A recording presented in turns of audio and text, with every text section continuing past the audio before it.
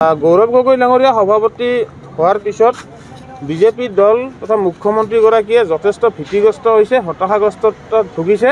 আৰু তাৰ প্ৰতিফলন হিচাপে আজি গুৱাহাটী মহানগৰত আৰু নগাঁও চহৰত যিবোৰ আমাৰ বেনাৰ, পোষ্টাৰ, হৰ্ডিং এইবিলাক ইত্যাদি লগোৱা হৈছিলে, এইবিলাক তেওঁলোকে পৌৰ নিগমৰ জৰিয়তে প্ৰশাসনৰ হাতোৰা লগাই তেওঁলোকে উঠাই লৈ গৈছে বিভিন্ন স্থানত।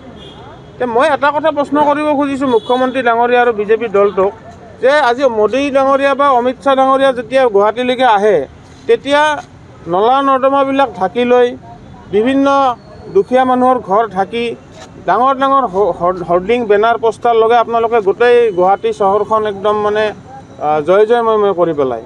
কিন্তু আজি আমি জাতীয় কংগ্ৰেছ দলে আমাৰ বেনাৰ, পোষ্টাৰ লগালে আপোনালোকে কিয় উঠাইছে? তাৰ মূল কথাটোৱে হ'ল যে বিজেপি দল আৰু মুখ্যমন্ত্ৰী ডাঙৰীয়া ভীতিগ্ৰস্ত হৈছে। আৰু আমাৰ কংগ্ৰেছ দলৰ সদস্যতকৈ বিজেপি দলৰ সদস্য, বিজেপি দলৰ নেতা মন্ত্ৰীৰ মুখতহে ভাৰতীয় জাতীয় কংগ্ৰেছ দলৰ সভাপতি সলনিৰ প্ৰসংগটো বেছিকৈ উত্থাপিত হৈছে। তেওঁলোকে দিনে নিশাই কৈ থাকে, তেওঁলোকে দিনে নিশাই এই কথাটো চৰ্চা কৰি থাকে। গতিকে আমি এটা কথা ক'ব খুজিছোঁ যে এইখন গণতান্ত্ৰিক দেশ, গণতান্ত্ৰিক দেশ এখনত সকলো দলৰে অধিকাৰ আছে তেওঁলোকৰ নিজ নিজ বেনাৰ, পোষ্টাৰ, হৰ্ডিং লগোৱাৰ। গতিকে এই ধৰণৰ অগণতান্ত্ৰিক আচৰণ নকৰিব।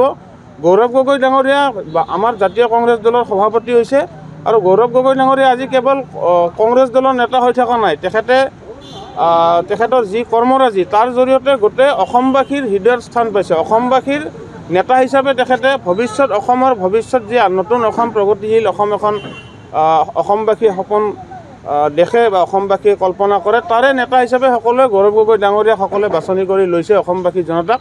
গতিকে এনেধৰণে হৰ্ডিং আৰু পোষ্টাৰ বা বেনাৰ ফালি আপোনালোকে হৰ্ডিংবোৰ আঁতৰাই পেলাব পাৰিব, কিন্তু আপোনালোকে অসমবাসীৰ হৃদয়ৰ পৰা কেতিয়াও গৌৰৱ গগৈ ডাঙৰীয়াক মচি পেলাব নোৱাৰিব।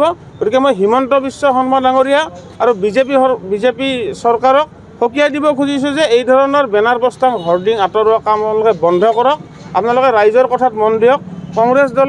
কংগ্ৰেছ দলৰ কৰ্মসূচী কৰি থাকিব, জনতাৰ মাজত গৈ থাকিব। আজি গৌৰৱ গগৈ ডাঙৰীয়া যোৰহাটত পদাৰ্পণ কৰাৰ পিছৰ পৰা আজি উজনি অসমে হওক, মধ্য অসমে হওক, আমাৰ দলীয় কৰ্মীৰ লগতে সৰ্বসাধাৰণ জনতাৰ যি ধৰণৰ যোগদান, যি সৰ্বাত্মক ৰূপত জনতা ওলাই আহিছে, এই কথাই অসমৰ ৰাজনীতিত এটা সুদূৰ প্ৰসাৰী পৰিৱৰ্তনৰ ইংগিত বহন কৰিছে। গতিকে এই কথাত ভীতিগ্ৰস্ত হৈছে বিজেপি চৰকাৰ। গতিকে আমি সকীয়াই দিছোঁ, আমাৰ বেনাৰ, পোষ্টাৰ ফালাৰ নিচিনা এই অগণতান্ত্ৰিক কাম আপোনালোকে যদি অনাগত দিনত আকৌ কৰে, আমাৰ যুৱ কংগ্ৰেছৰ তথা জাতীয় কংগ্ৰেছ দলৰ তীব্ৰ প্ৰতিবাদৰ সন্মুখীন হ'ব লাগিব। হিমন্ত বিশ্ব শৰ্মা সাজু থাকক।